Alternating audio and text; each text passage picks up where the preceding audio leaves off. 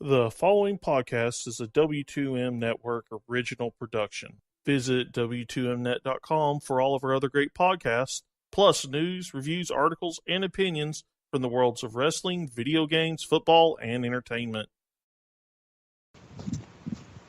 Good evening, everybody, or whatever time you may be listening to this podcast, and welcome to the latest episode of the Kickoff here on the W2Mnet.com. Alongside my co-host tonight, Brandon Biskeving and Eric Watkins, and I believe Sean Garmer will also be joining us tonight. I'm Stephen Err, filling in for Harry Broadhurst. He is sick tonight. His voice, quote-unquote, feels like crap, so he's not going to join us. But how are you guys doing tonight, though? Yeah, I'm doing good. I definitely know what that feels like. I've had to miss a few games myself for being sick, so feel better soon, Harry, so that you're back and ready to go next week. Yeah, Harry, get yourself back to 100%. Although I have a feeling that the way his teams are doing, the way mine are doing, I could probably use the week off just for my own sanity, but still. Hey, you'll especially want you'll definitely want to have the week off this week when you hear my "Are you serious?" later. Don't do it. Don't. No. Cliffhangers. We'll have to wait till the end of the show to hear. That's Brandon what you call a tease. Well, we start, ladies and gentlemen, with, as always, as we do here on the Kickoff, our studs and our duds. And I'll let Brandon go first. What is your stud for the week, Brando? My stud for this week is A.J. Dillon, running back out of Boston College. Yes, Louisville isn't as dominant or as good of a team as everyone thought going into this season, but still, it's Boston College. Boston College is a notorious normal bottom feeder of the ACC, and yet he managed to put up 272 yards and 4 touchdowns in their win over Louisville this week. So a very big performance on the ground for him. Yeah, Louisville's definitely not as relevant as they used to be because they have now lost, I believe, 2 in a row and have just fallen completely out of the top 25. So it's a shame that Louisville went from top dog to little puppy. But anyway, Eric, I mean, you can't fully name them because they had the injuries. Fair enough. Eric, who is your stud for the night? My stud for the week, part of me wanted to avoid it, but after seeing it happen and knowing what it means, I couldn't help it. Daryl Langham. 2 games in a row, 2 miracles in a row, practically catching a bobbling ball bouncing off of his helmet on 4th and 11, setting up the game-winning field goal to keep my Canes undefeated. Daryl, you my boy, you my stud. Miami has now won 10 in a row, tying the University of South Florida Bulls for the longest active winning streak in all of college football. Credit to Miami and credit to the guy that made the catch on 4th down. I don't remember his name. Daryl Langham. There we go. I know. I have my memory. I am the opposite of an elf, and I always forget everything. Moving on. Goldfish, basically. My stud for the week is AJ Peterson. New team, new running back. And 4 games played with the Saints? He didn't do anything. It was very disappointing to see what he did. He had nothing. He went into New Orleans expecting to do so much, and he did nothing. And he was very happy to be traded from New Orleans to the Arizona Cardinals. Very much so against Tampa Bay. 26 carries, 134 yards, and 2 touchdowns. Adrian Peterson, my stud of the week. I wonder if this will be the only time this season that a player has gone from being a dud in a week to a stud in a week. because I had him as my dud after week 1. Well, it's just a change of scenery, and I may need to be picking him up on 1, if not all, of my fantasy teams if he keeps this up. I hope to see him do well because he did well in Minnesota. I mean, he wasn't really the star running back in New Orleans regardless. So the fact that he didn't get much carries or whatever, that he didn't do much, not surprised as much as I should be. But he's doing good in Arizona now, so that's something in the wake of David Johnson breaking his wrist in Detroit. Now we move on to our duds. Brando, who is your dud for this week? My dud for this week is the entire Washington State team losing 37-3 to Cal. Not a good week for that state up north in the Northwest Washington. But Washington State gets a little bit higher recognition because it is Cal and you only put up 3 points. We'll be talking about Washington State as well as the Washington Huskies later on in the show. Eric, who is your dud for the week? My dud, yes, this is about the absolute worst quarterback controversy in the NFL in the past decade. And that's exactly why they're one of the worst teams. My dud for this week had newly crowned, and not anymore, starting Cleveland Browns quarterback Kevin Hogan. Yes, the Texans have a still tough, even without J.J. Watt, defense, but come on. 140 yards, a touchdown, and 3 interceptions when you were poised to take the starting job for the rest of the season? Just come on now. Just no. I mean, it is the Browns we're talking about here. So I tell you, I was expecting big things from Kevin Hogan. He never started in the NFL, I don't think, but I've seen bits and pieces of what he'd done. I expected big things. I didn't get big things, unfortunately. One of those picks, by the way, returned for a touchdown. Way to go, Kevin Hogan. You blew it. All right, my dud for the week, the refs in the Jets-Patriots game. I watched this game live, and there was a play. I don't know if you guys saw it or seen highlights or whatever. There's a play where the Jets looked like they had scored a touchdown. DePaul went did 3, and the play was reviewed. It was called a fumble out of the end zone for a touchback to give the Patriots the ball to seal the win. I feel like the Jets definitely got cheated by the refs in this game, and that the Patriots, and we'll talk about this later, I believe, the Patriots, they're not the same team that we've come to love the past 15 years or so. Oh, absolutely not. They're not even close. And in seeing that play, go back to Super Bowl 35. Jamal Lewis for the Ravens, stretching the ball out across the goal line, loses possession. They just had the newly introduced iVision 360 cam for that game. So we're talking 2000. The rule was your fingertips have to be on the ball as the front nose breaks the front plane of the goal line. Sorry, going by that rule, the Jets should have had a touchdown. I'm not going to admit that anymore beyond this week, but they should have had a touchdown. The Giants could have used these refs in that game. The game should have gone to overtime. The Jets probably should have won that game. And in reality, and I don't believe we'll talk about this tonight, maybe another show, New England should be 1-5 at best.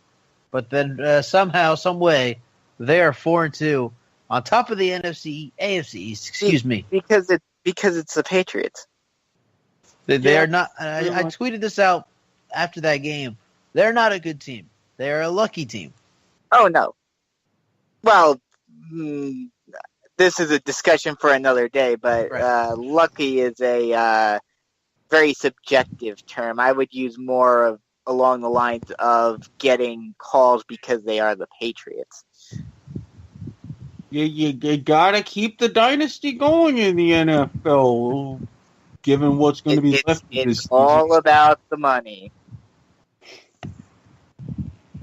Well, the Patriots dynasty is dead, and if you want to hear more about that, you listen to the latest SCU show coming sometime this week, hopefully tomorrow on W2Mnet.com.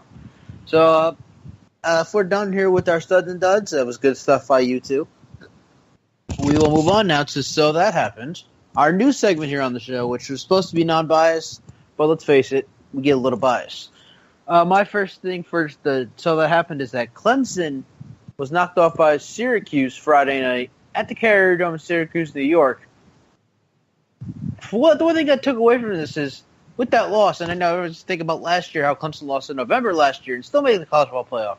But this year is different. Clemson is, after that loss, I have a feeling that's it. They're not going to the playoff this year. I don't know, because, Kelly Bryant went out of that game. I believe he had a concussion.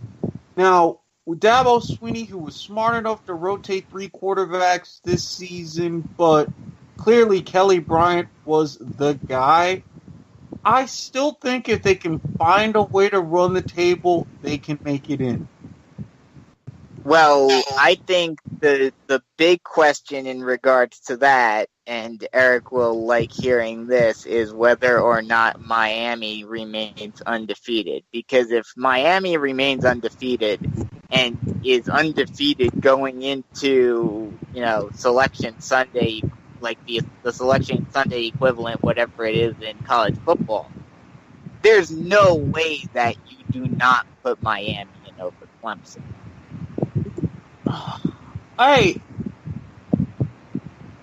Because the thing is, if Miami winds up beating Clemson in the ACC championship game, I think that would settle that flat out. Well, yes, that would be the only way that they would be undefeated.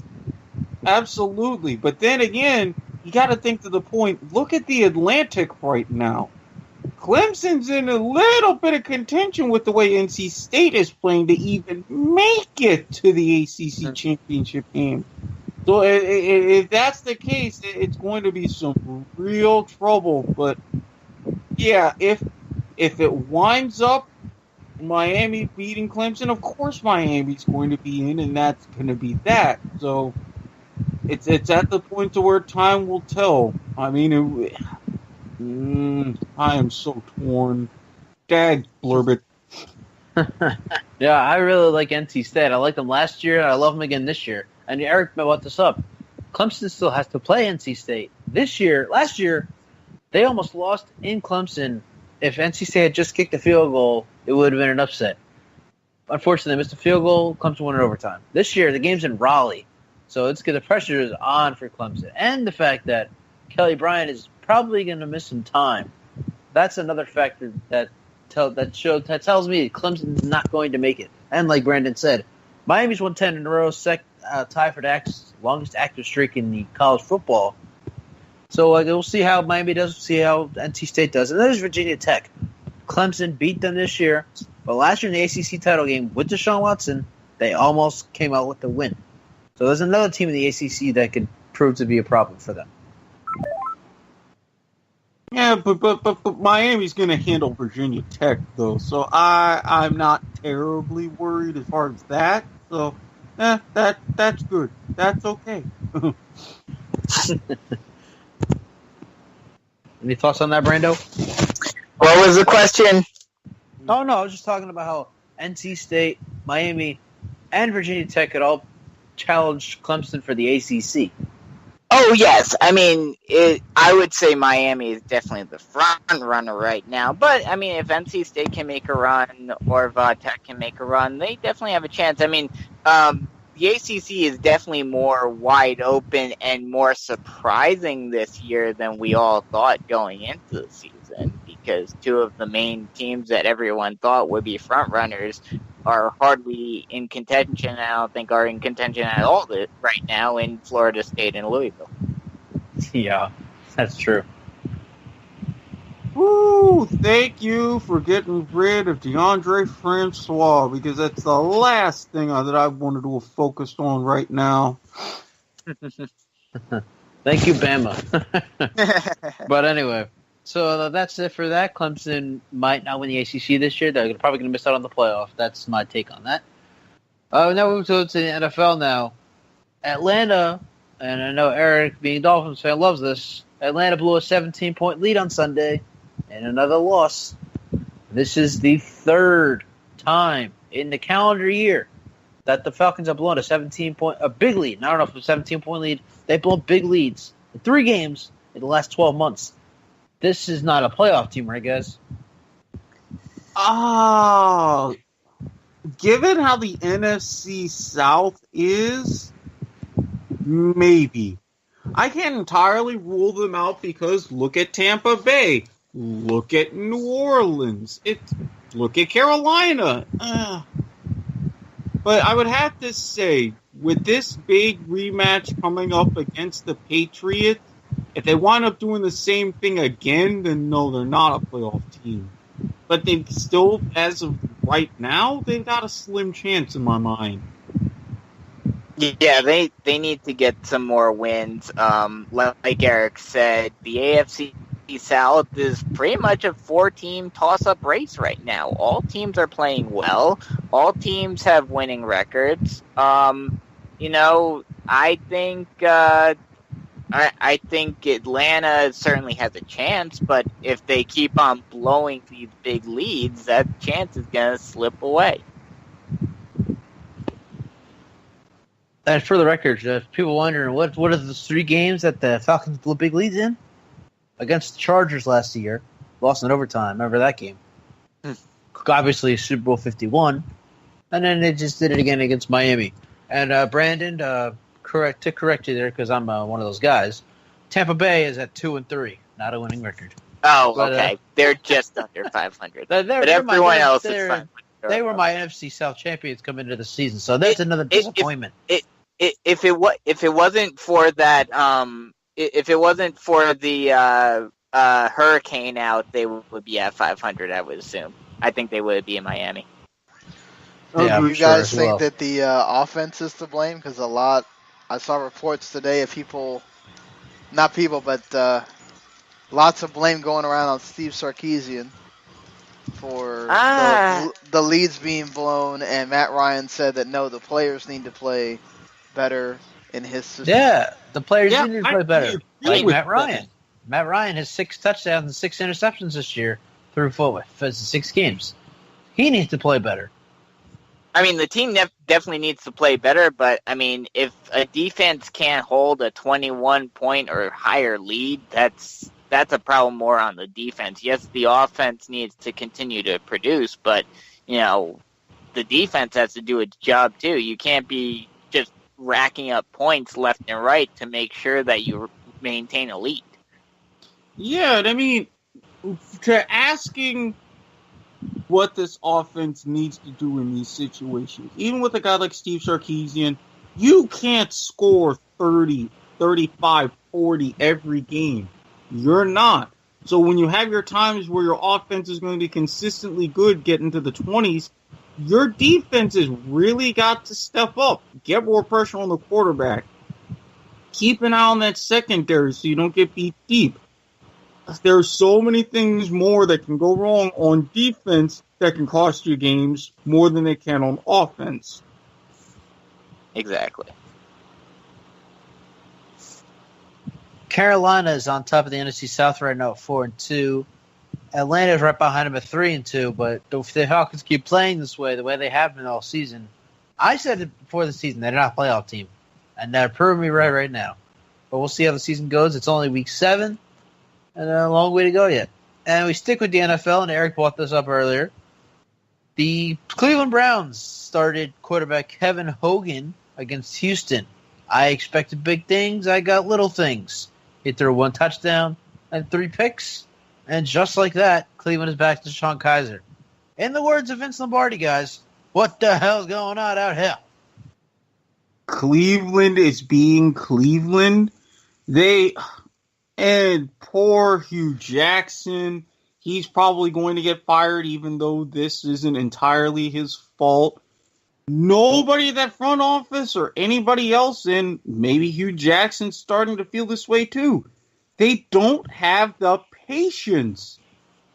They really don't have a lot of patience to give quarterbacks, even with Kaiser, multiple games and even a season to try to work through these things. They're obsessed with try to win, try not to have fans show up with paper bags on their heads again. And, 0-6 start later, that didn't work now, did it? Well, going off of what Eric said, I agree with what you say right there with them switching up quarterbacks left and right, which is true. But you cannot this is the problem with Cleveland. And there are other teams like the Jets that have the same problem. The Dolphins are another team in the past that have had this problem. Pretty much any bad team has had this problem. For whatever reason, bad teams focus so heavily on the skill position players, think that they are the be-all, end-all of their team, and focus entirely on them in the draft and in, free agency and all of that, and forget that in order to have good skill players, you need to have an offensive line to protect them. A lot of those interceptions were because Kaiser was getting pressured. So you gotta the Browns need to focus on getting an offensive line first before they can think about getting a quarterback. There is a reason why no matter how good of a quarterback you get, you could put Tom Brady or Aaron Rodgers back there and they would still have problems. I would disagree with that. You've got 2 stud offensive linemen surrounded by 3 guys. It's not just getting pressured. It's Kaiser that holds onto the ball way too long. A lot of times he could have ran earlier. He could have let go of the ball earlier or thrown it away. Yes, he gets pressured. Yes, he's getting pressured, but he's also making the rookie mistakes that you don't want to see either. If you're putting Aaron Rodgers or somebody else that knows what they're doing back there, or even a much more skilled quarterback, I don't know if, one of the guys coming out next year is that answer. But, No. It's a problem. But that's another problem that they have is that because they are always getting a quarterback as the first overall pick, it's a situation where you're not giving those players that time, those reps, in order to improve and get to that level. So you're just going in that, quarterback merry-go-round. But, they haven't drafted a quarterback in the first round the last 2 years. And if you're Hugh Jackson, who's supposed to be a quarterback whisperer, at one point here, is it on you? How many? Yeah, he's only won 1 game in the entire time they've been there. So he's now 1-21. And for the offensive line, they had an all-pro center. He went bye-bye. So they did have this at least a semblance to keep Alex Mack there for as long as they possibly could. But then the time was just right, thankfully, for him to say, hey, you know what, I'm kind of out of here. What I think it is go ahead, Ren. No, go ahead. I wasn't going to say anything. No, I was just going to say something smart. Cleveland is a place where quarterback careers go to die. Yes. Jake Delhomme went to a Super Bowl. They went to Cleveland and did nothing. Colt McCoy went to a national title game. Went to Cleveland, did nothing. It's just crazy. We can talk Seneca Wallace. We can talk Brady Quinn. We can talk Tim Couch. When you're at, what, now 30, 31 guys since 99? 32, I think, now. Yeah, I think it's like 32. Yeah, that's more than 1 a year. That's saying something. Cleveland is a dumpster fire, and I thought they were going to do well this year with the draft picks they have. Nope. No. Of course not. It's Cleveland. But now we move on to our buy or sell segment here on the Kickoff, and we start. I had these questions, by the way, brought to you by Harry Broadhurst himself, because Harry Broadhurst said he couldn't be here, so why not use his questions? Works for me. We start with the college questions here, big fellas. We talk about the Washington State with Brandon. Talk about Washington State with Cal. With losses by both Washington schools, Washington State lost to Arizona State. So both Washington and Washington State both lost this weekend. Buy or sell, the Pac-12 was out of the running for the college football playoff. I'm gonna buy this right now only under the condition that TCU stays undefeated, because I still think that the Big 12 is going to be the hardest of the Power 5 to get into the playoffs as a result of them only having 10 teams. Yes, they have the championship game this year, so that may help them a little bit. But I still think they're going to be looked down on by the voters. But as long as TCU stays undefeated, Miami stays undefeated, Alabama obviously, and either of the Big Ten teams that are undefeated right now, either Wisconsin or Penn State, there's no way that they're going to get in. But if everyone isn't undefeated, if there are no undefeated teams, then there could be a chance. There is still a lot of football left to be played. But, there are a lot of teams, there are a lot of one-loss teams that have an uphill battle now because of the amount of undefeated teams that are left. Personally, I'm going to buy this too. And little extra shout out to Harry, because he had mentioned that his dud was the Apple Cup. Kind of credit to me for saying, hey, that could hype up and be the most relevant one it has been in years. And then this happens. But it still could be, because they're still going to be the top of the class in the Pac-12, I think, along with USC. Yeah, and it's going to still decide the Pac-12 North, but at the same time, it's only going to really decide the Pac-12 North. Whereas, if both teams have been on a collision course undefeated, now you're talking Pac-12 North, Pac-12, playoff implications, all of those wrapped up into one. Now 2 of those 3 are going away. And right. And you look at some of the top of these other conferences, like we said, Miami, they hold their destiny in their hands in the ACC. Alabama, even though you still got a couple of ranked teams in the SEC, you still got a little bit going on in the SEC West, they're holding all the cards. Big 12, you got Oklahoma slipped, but you still got Oklahoma State in there, maybe even a West Virginia. Well, Oklahoma State also has 1 loss.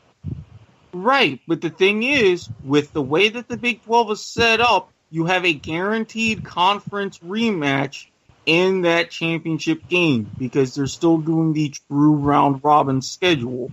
So that's a pretty big wild card. Then when it comes to the Big Ten, you still got Penn State, Wisconsin, if they can keep this up. You've got a couple other teams that could also sneak in there towards the end of that season. I think because of the better top heaviness of these conferences compared to the Pac-12, they're going to get the edge, even with some one-loss teams mixed in. I don't think they will. I don't think they will at all, unless the only way for me is if we get to the SEC title game and you have an undefeated Georgia and an undefeated Alabama, unless Georgia gets absolutely blown out, it doesn't matter what the Pac-12 does. Georgia's going to be that 4th team. Absolutely.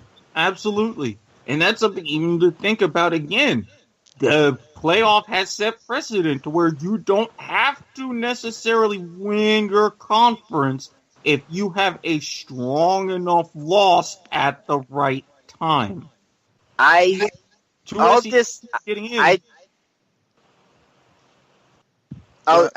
to say I disagree with that to an extent, just on the level that while, yes, I agree with you in the way the voters would think to an extent, I don't think that they'd want to have that big of a controversy this early in the system's history. I think they're going to want to... there hasn't ever been two teams from one conference in the playoff, has there? No, there hasn't been, but there's already been a big controversy with the Ohio State over Penn State. So, yeah, if you're talking about big... But Ohio State did not play. This will be also a controversy in that you have just lost the title game and then you're in. So, but not only that, but it would bring us back to, I think, one of the big things that made the college football playoff possible and happen was that fact that the SEC seemed to be, it was basically the SEC championship game. So, I don't think they're going to want to set that precedent where now the SEC is still the, be-all, end-all conference, and the other conferences are saying, hey, what about us? Well, I will say this, though. If that scenario happens, and if both Alabama and Georgia do get in, you're going to have expansion talk and expansion maneuvering for this playoff sped up exponentially. Well, exactly. That's what I'm saying. And I don't think the voters would want that to happen this quickly. I think they want to delay the inevitable as much as possible. So that's why I'm not 100% sure if that would even happen. Well, I mean, the only way it does happen is if you only have 3 undefeateds and everybody else has 1 loss, and then you're judging it based on strength of schedule and how they won and everything else. I mean, let's say Georgia loses by, 3 points or something to Alabama, and that's their only loss the entire season.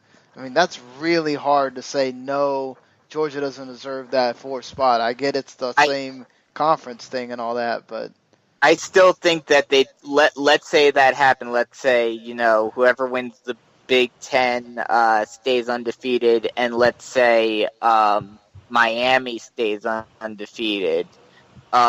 I think in that situation, they would pick a Pac-12 or Big 12 school over Georgia just so that it doesn't seem as though there's that SEC bias. To me, I think that's just as bad as last year then. Especially if, let's say, Washington or Washington State or USC wins the Pac-12 championship game and only has 1 loss. I think they'd rather put a conference champion in that spot than instead of a conference runner-up. I'd have to.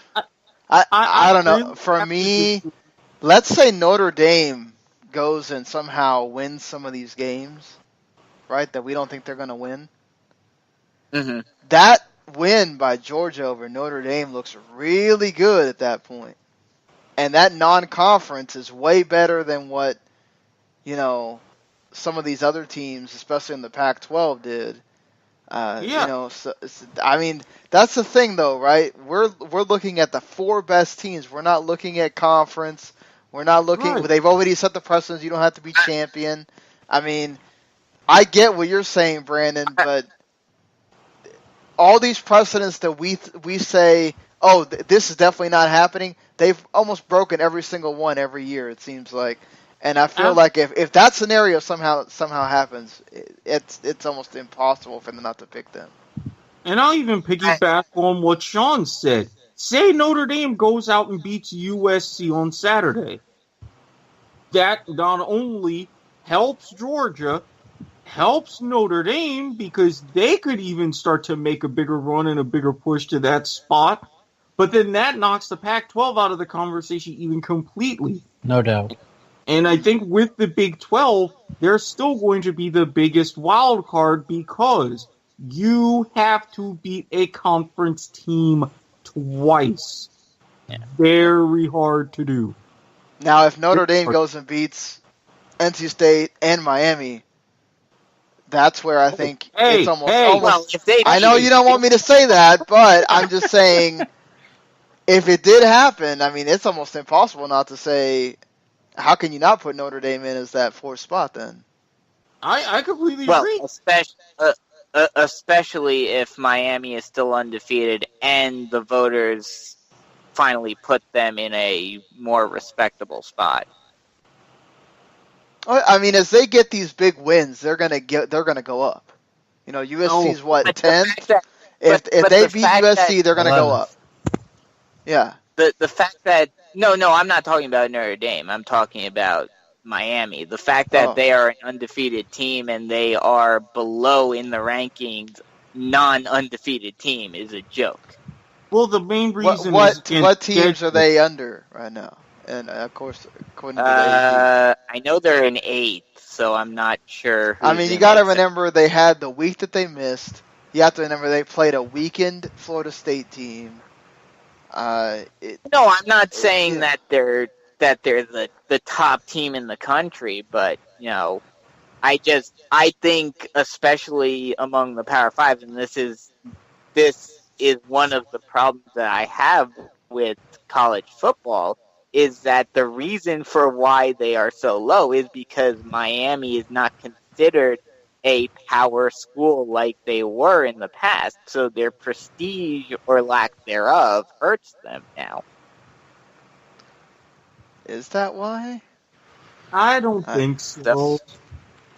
I really don't, because if you're talking about like era with prestige and all these things, look at Clemson. Look at what they were even before when Dabo Swinney got there. They were just about as big as a joke as a lot of other schools. Oh yes, but they've built it up. They've forced their way into the picture. Yeah, and I think Miami's finally, under Mark Richt, starting to do that exact same thing. Yes, they have the past pedigree, but look since really that 2001 season, then 02-03, when the quarterback chain just stopped. So now you're practically starting from scratch. All right, so I guess we're all in agreement here that the Pac-12 is probably going to be the conference out of the college football playoff. Thank you, Harry, for this interesting topic that got us talking for quite a while. Big debate here at the kickoff. I also buy. I don't think Pac-12 makes the college football playoff, and I believe I heard one of you two say it. If Notre Dame beats USC, that's it. There's no way the Pac-12 makes the college football playoff this year if that happens. Yeah, because that's USC. They're the last legit team in the South. And now, with Washington State's losses, they're carrying the banner. Notre Dame, they're at home. They go ahead. They take care of business. Then who does the Pac-12 have? And if Sam Darnold is... I just want to point this out here, Brando. If Sam Darnold is leading the Pac-12 to the college football playoff, they're in some trouble. Yeah, I mean, the only thing I'd say is that, like you said, if Notre Dame, I completely forgot about Notre Dame, if they remain with just one loss, then they're definitely a contender, and that almost certainly puts the Pac-12 out of it. Yeah. And I was watching the Herd today. I actually got off work early, so I guess I got to go home and watch the Herd. Joe Klatz said the same thing. Like you guys are saying, Notre Dame, they could make the playoff. Watch out for Notre Dame. I mean, they have a couple games where they need to win, and they have about half a chance of winning some games. But if they can keep it going, run the table, they are also, like you guys say, contenders for the college football playoff. I mean, not to mention Notre Dame equals ratings. So right, yes. And big ratings. And even though I kind of have to hold back against Sean a little bit, I got to concede. He's right. Wins over NC State, a win that I am not going to speak about because I know in my heart it's not going to happen. But if it happens, let's face it, you not only knock out the Pac-12, you knock out the ACC as well. So you could be in a situation where it could be Alabama, Georgia, Notre Dame, and the Big Ten champion.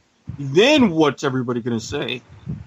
The interesting thing would be if that happens, like we were talking about earlier, if, say, Georgia loses by 3, and then you have that whole, well, Georgia beat Notre Dame. It's Notre Dame's only loss. I mean, what do? We had this problem last year, right, where Penn State got left out. So, all I'm gonna say about that is if that does happen, if what you said right there does happen, Eric, then the talks of expanding the playoff are going to speed up like you have no idea. I could guarantee that we are going to have at least an 18 playoff within 3 years. Oh, Yeah, that's what I was gonna absolutely. If something like that happens, they will rework every single contract they have to get at least an 18 playoff. And let's face it, it could. Hey, All right, let's do the Mike Leach thing and have 16. All right, we've gone way. That's the ideal. We've gone way into this college football thing with one topic here, so I'm just going to end it here with saying that if NC State beats Notre Dame, I have a feeling NC State's going to be the ACC team that rep the conference in the college football playoff. Just put it out there. But let's move on here because we are running over time here. The other question, and this is for the NFL, buy or sell. Aaron Rodgers is out for the season with the broken collarbone, but Green Bay has a good chance to make it the postseason. I'm going to sell this entirely. There are just way too many other good teams in the NFC right now. And they're down on the head-to-head in the North. So, even if they do make a run and it's between them and Minnesota or them and Detroit for either the North position or a wild card, they will lose. So, I just don't see it. There's too many other good teams. They're going to have a very hard time on the offensive side without Rodgers. They're going to have an uphill battle. I'm not saying that it's, that there's no chance, but, it's going to be a very big uphill battle for them going forward this season. Yeah, I'm also going to sell this one. No disrespect to Brent Hundley. I think he's a very capable, very athletic quarterback, almost bringing back shade to the last Packer QB to wear number 7, Don the Magic Man Mikowski. But Brandon said it best. Now with this division the way it is, it's a crapshoot. You look at the NFC South, another crapshoot. You look at the NFC East, you've got the Eagles, and then who knows what's going to happen with the Cowboys, with this old Ezekiel Elliott thing. Are the Redskins going to step up? And then you got now Seattle, LA, maybe Arizona in the NFC West. It's just way too many teams that you have to legit consider. And if we're talking about out of all of those, the best 6, or the 6 that will really come down towards the end of the season, I don't think the Packers have it. I don't. Yeah, I'm selling that too. I believe Detroit. This is the year Detroit wins the division after fighting with Green Bay for the past 4 or 5 years or so, trying to win the NFC North. This is going to be the year with Aaron Rodgers being out that they finally win the division, and who knows? Maybe they'll host a playoff game. But we'll cross the bridge when we get to it. We'll see what happens. Unfortunately, Harry's not going to be happy with our college football question length, as John just said in the group chat. He's also not going to be happy that he couldn't come up with a question that relates to both college and the NFL. So we're just going to move on here to our Get It Together section. And we'll start with Eric, because it's so ironic. I'm telling Eric to get it together when he does so much for me from my website, InsideTheArena.org. But Eric, you got to get it together, man. I mean, there's one team that I know I really shouldn't be telling them to get it together, but I've got to do this in sort of a pep talk fashion. I've mentioned this before. Coach Ed Orgeron, everybody's talking about you with your turnaround and how things are going after, let's just say, the disaster that happened to kind of start this season. Look, you've still got a long road ahead of you when it comes to the SEC, and especially the SEC West. Don't start getting too far ahead of yourselves. Please. The first and probably only kind of preemptive, get it together in my case. Because, come on, I sense bad things if they get the very inflated. Brando, got to get together, man.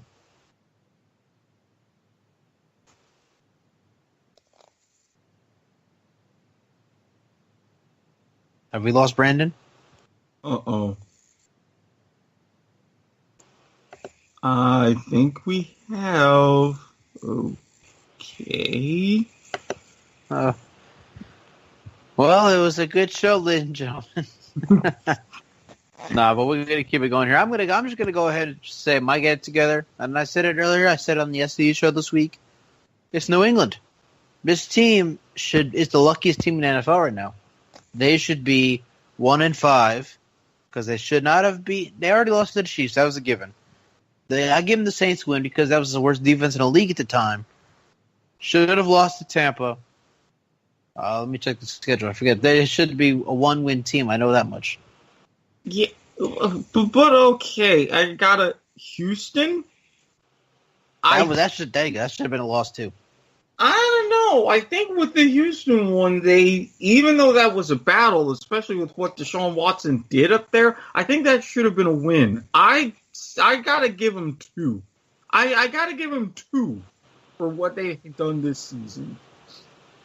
And then, of course, the Jets should have been a loss as well. They overcame a 14-point deficit, and then the refs screwed the Jets over in that one with the fumble touchdown call.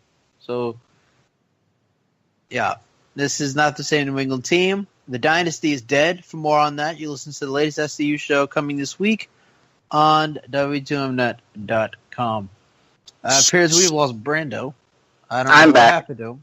All right, Brando, you are back. So now it's time for you to get it together. Oh, okay. My get it together for this week is Clemson. A very big loss for them against Syracuse, which is a program that's a bit on the rise, but it's not exactly the greatest program in the world. And you were considered one of the top contenders pretty much by everyone this year, pretty much a foregone conclusion for the playoffs, and to lose against an unranked Syracuse team, that's just, come on. How do you do that? Well, again, you lose your starting quarterback. But everybody, don't worry. Miami's going to put Syracuse in their place. I mean, we've met each other plenty of times, even going up against Donovan McNabb and the crew in the days of the old Big East. We got this. We got this. All right, it is time. Not saying anything. It is time to board the lane train, everybody. This all started as if you've been listening to this kickoff since it started back in August, you already know this has been an ongoing joke because I said Lane Kiffin would have Florida Atlantic be a very good team. And so far, not bad.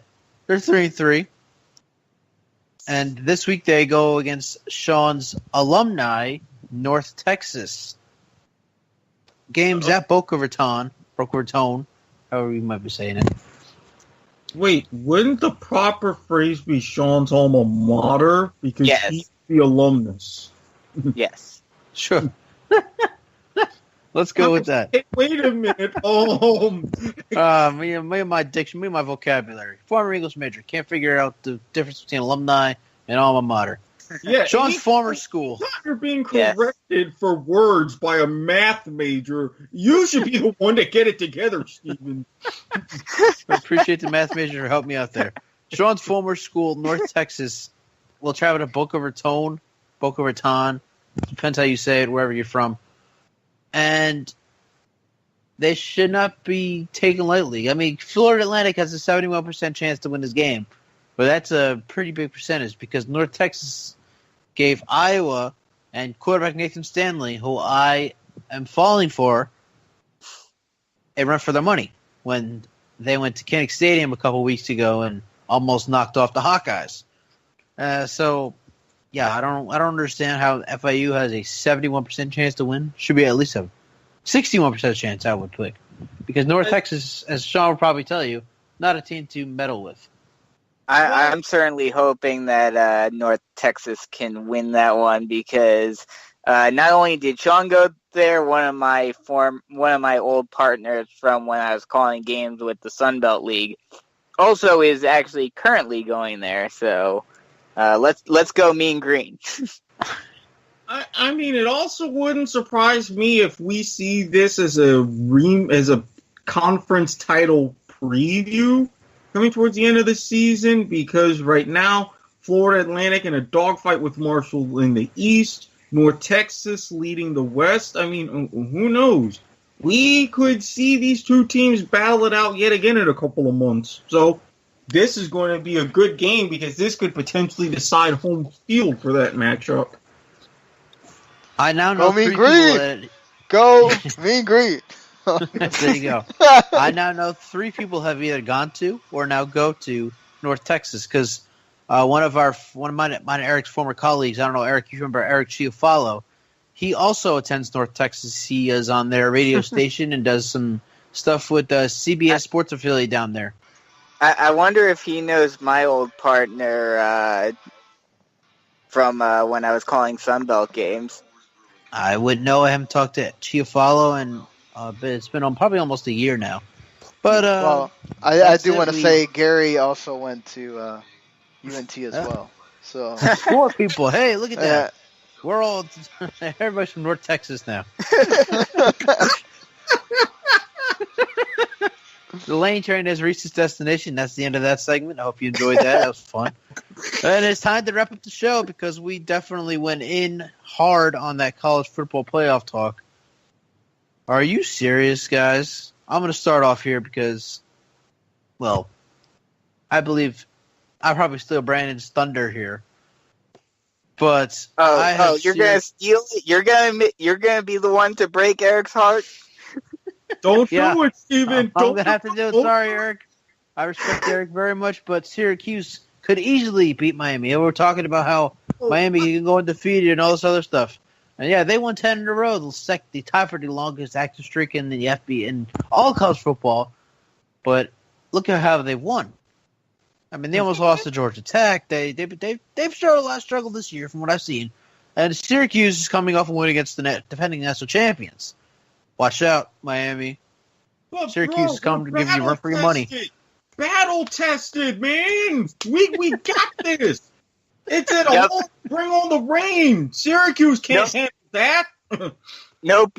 It's 2-on-1. I hate to say it because I hate Syracuse with a passion for multiple reasons, but the orange will keep the good times rolling, and they will win again over a top-ranked team. See, I'm not appreciating this vibe these past couple of weeks. But first I got Sean and what he's been saying a couple times, and then with Tim and Georgia Tech. Now I got you two. I really, I'm almost kind of rooting for You have to hope the Hurricane prove us wrong again. You damn right that they're gonna too. I keep telling you, we got this. We're 8th ranked for a reason, all right? He said, damn right they're gonna prove us wrong.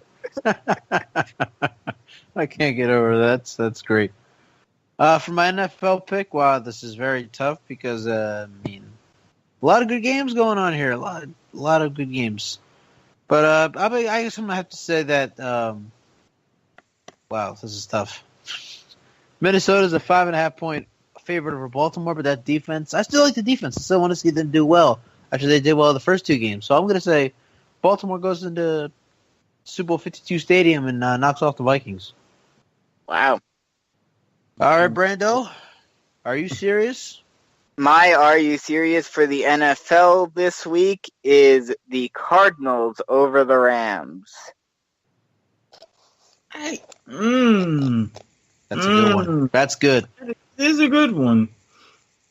And it's in London, too, if I'm not mistaken. Yes, it is. Which is going to be, I don't know why they're bringing 2 West Coast teams out into London. That is an 8-hour differential. Yeah, and it's a 1 o'clock game. Yeah, that's 9. Yeah, That's like 9 o'clock in London. No. Oh, okay. It's a 1 o'clock start here. Well, there's a reason for that. Yeah, there's a reason for that in London, but that would be that they were basically playing at 10 a.m. Pacific time. Oh, that's brutal. But there's a reason for that because they couldn't do their normal 1 o'clock game 2 o'clock game in London because then it would only be 6 o'clock in the morning in LA and Arizona. Yeah, and well, I don't know. I mean, I think people would come out to places and tailgate with a little bacon and eggs and some pancakes. I'm sure they would. And stuff. Oh, I'm sure they would, just like how soccer fans on the East Coast wake up at 7 o'clock in the morning to watch games like Sean and I did last week. Yeah, I used to be able to do that back in the day, but no, I need sleep too much. Oh, I need sleep too, but when your team is playing and you want to watch the game, you kind of don't have a choice, especially when it's Man U Liverpool. Oh boy, here we go. Look, I woke up early enough and saw the end of that. It was a pretty meh kind of 0-0, but had my nephew not had a game at 10 o'clock that morning, I admit I would have slept right through. All right, Brando, who was your college upset pick of the week? Well, I already gave you my college upset. I thought you had to pick. I thought you did NFL. Well, but I gave it to you before. I said, right, for Miami. For Miami. That's right. We're against Eric on this one. Yes, we both agree that Eric is gonna get his heart broken this week. Look, if I wake up Sunday morning in a drunken stupor, I will make it hell to pay on the both of you. Just keep in mind, top 25, you can have some interesting calculations this week. I'm just saying. Well, there have already been. I mean, the top 25 have been hard enough to pick over the past 2 weeks. It just keeps getting tougher. All right, Eric, Yes. Are you serious? No, I'm going to do a little bit of a shout-out because I've also found Harry's picks because with a couple of these, I just can't let them go. They're too awesome. For college, looking at this schedule, I'm thinking there's 2 of these 7:30 games that I really kept my eye on. I was thinking about one, which would be a little bit of an upset, but I'm thinking about something that's even sneakier and would cause a lot more chaos. And especially since my boy Jim Harbaugh's involved, I'm thinking, you know what? With this team, you never know. I think Michigan goes into Happy Valley and beats Penn State. It's funny. Last year, Wow. I believe I said it last year, and I tweeted out, and it's a GIF in my media on Twitter. I write Fanatic too. You go scroll through, you're gonna see. I said next year, Penn State beats Michigan. Book it. Now it's time, and I really still believe. Now I believe that Michigan's going to get routed by Penn State in this game because Michigan has struggled so much on offense. Even with 2 quarterbacks, it's not even funny. And Penn State got Saquon Barkley, who's not just running into the end zone. He's throwing into the end zone. That's gonna be. I mean, College game day is gonna be there, but it's gonna be ugly. With something like this, again, it's just one of those where you get a gut feeling that somebody somewhere is just going to have that extra trick up their sleeve, and all of a sudden you're sitting there doing whatever, drinking whatever, come 11, 12 o'clock Saturday night, and you're just like, how did that happen? I think this would be that game among any of those. Now, for NFL, here I was thinking, okay, Vegas finally got something right for every single one of these games. Looking at these lines and thinking, yes, they know their stuff as we get to week 7. But then I see one that's like, wait a minute. Even after everything that's happened, how is this line still... Oh, no. So, going for the easy one again, the Denver Broncos, after the dog that should have been a dog the other way around on Sunday Night Football, they easily bounced back and they put the LA Chargers in their place. Wait, they have the Chargers as the favorites in that? By 1.5. What? Yes. Oh my. Wow. Folks, easy money of the week right there. I only want 10 points, just saying. Wow. That is... Wow, Wow. I'm That's all I can say about that. Wow. Harry's not here with us tonight, but he would like us to give his upset pick. And before I give his NFL pick, because good hell, I had to go with his college upset first. He has Navy knocking off USF, and Miami, should they beat Syracuse, will then have the longest active win streak at 11 games in a row. He has USF falling to Navy, ending their 10-game win streak. I was also considering that one as my secondary college pick. Yeah, especially after Navy proving me right and losing to Memphis. I mean, they're going to want revenge. But while it could happen, I still have some rooting interest for USF in this one. But let another Florida team get into a New Year's Six bowl for once. And then Harry's NFL upset pick is the upset of the week, ladies and gentlemen. Cleveland will knock off Tennessee. Harry, ease off on the NyQuil, bro. I mean, come on. Wow. I mean, especially after how we were talking about how horrible the Browns were last week. What are you thinking, Harry? Yeah, I couldn't believe when he said that. And he was the one that thought I was nuts when I said Syracuse over LSU, and well, that nearly happened. But still, Well, you all thought I was crazy when I said Troy over LSU, and that actually happened. Yeah, touche on that one. I forgot to mention Harry's studs and duds for the week, but I do have them. Jonathan Taylor is his stud at Wisconsin, and I can't blame him. I like what Jonathan Taylor's done at Wisconsin this season. I watched him against FAU, and he had a very good game. I've watched him ever since. He continues to impress. He's up for, I don't know what the award is for running back of the year, but he's got to be up for that award. I think it's the Doak Walker Award. I was about to say, I think it is the Doak Walker Award. Whatever award it is, I do believe he should be up for it. He's done very well this year. And Harry's dud, and Brando brought this up. We brought it up in another topic.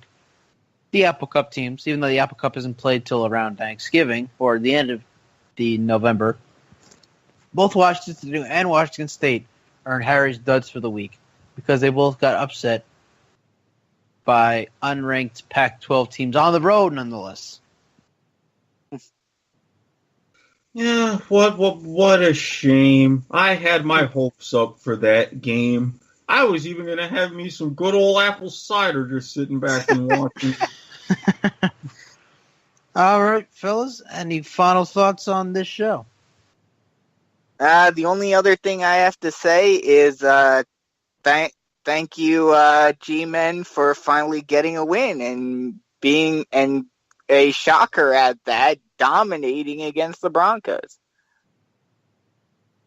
That was just utterly confusing. I'm like, there's got to be... Did they change uniforms and I not know about it?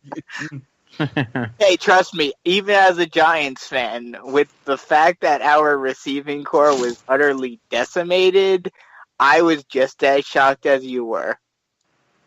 Yeah, and I will say, shout out to my Jaguars for proving me right yet again against the Rams. Yeah, I keep telling people nah, don't get your hopes up with this team. Don't even do it. Don't think about it. That was a good game. I remember I watched. My friend was FaceTiming me. He had the game on in his market. That was a good game I was watching. Of course, I wasn't surprised it was a good game because both teams have impressed since last season. But nonetheless, the Jaguars did lose to the Rams in Jacksonville. And the Giants will host the Seahawks this week, so let's see how the defense does against Russell Wilson, Doug Baldwin, and I believe Eddie Lacy's still the running back. Yeah, I'm not holding out any huge hope for this season, but hopefully at least they can have a respectable rest of the season. Atlanta, New England, the rematch, Sunday Night Football. Don't be surprised if Atlanta pulls out the victory. And that's all I got to say. This has been the Kickoff on W2Mnet.com. I want to thank you all for listening. I want to thank Sean Garmer for producing. Harry, get well soon. We'll hopefully have you back next week. Alongside my co-hosts, Brandon Biskibing and Eric Watkins. Again, I'm Stephen Err, and we'll see you next week right here on the Kickoff. The following podcast is a W2M Network original production. Visit W2Mnet.com for all of our other great podcasts, plus news, reviews, articles, and opinions from the worlds of wrestling, video games, football, and entertainment.